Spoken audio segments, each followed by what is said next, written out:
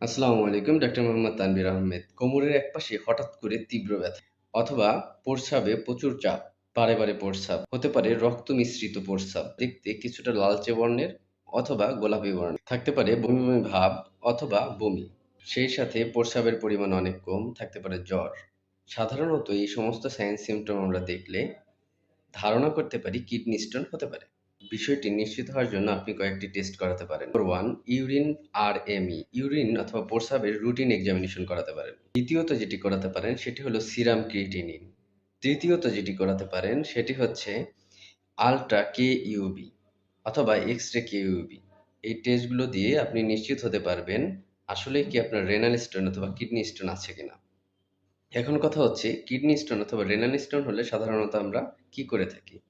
সাধারণত আমরা surgical approach করে থাকি। কিন্তু সার্জারিতে না গিয়ে ন্যাচারাল মেডিসিনের মাধ্যমে এবং লাইফস্টাইল নিয়ন্ত্রণের মাধ্যমে আমরা কিডনি স্টোন রিমুভ করতে পারি ইনশাআল্লাহ। সুতরাং সুস্থ থাকুন, সুন্দর থাকুন।